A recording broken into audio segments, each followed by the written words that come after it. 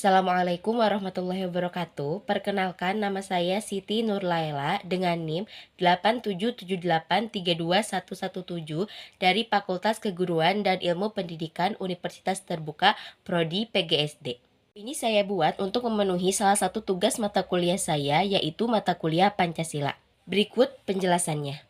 Kita semua tahu kalau Pancasila itu adalah dasar negara kita. Tapi tahukah kamu kalau Pancasila itu lahir dengan proses yang panjang dan penuh makna?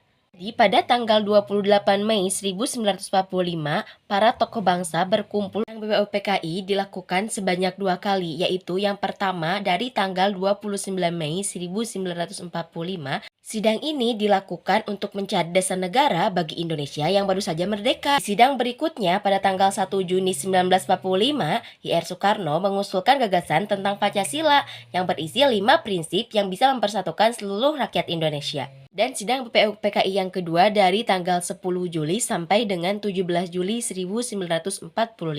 Dalam sidang BPUPKI yang kedua ini juga berhasil menentukan beberapa rumusan, yaitu Rancangan Undang-Undang Dasar Kemerdekaan Indonesia, Pembukaan Undang-Undang, dan Pernyataan Kemerdekaan.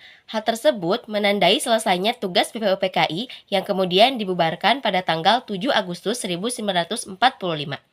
Tapi perjalanan belum selesai. Setelah itu lahirlah Piagam Jakarta yang jadi dasar rumusan Pancasila. Kemudian di tanggal 9 Agustus 1945 dibentuklah PPKI yang diketuai oleh Soekarno dan Hatta sebagai wakilnya. Sidang pertama PPKI ini dilaksanakan pada tanggal 18 Agustus 1945 dengan 7 pokok bahasan sebagai berikut.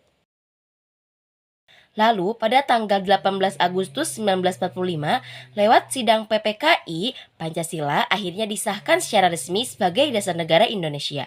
Semua itu terjadi karena semangat kebersamaan dan keinginan besar untuk menjaga persatuan.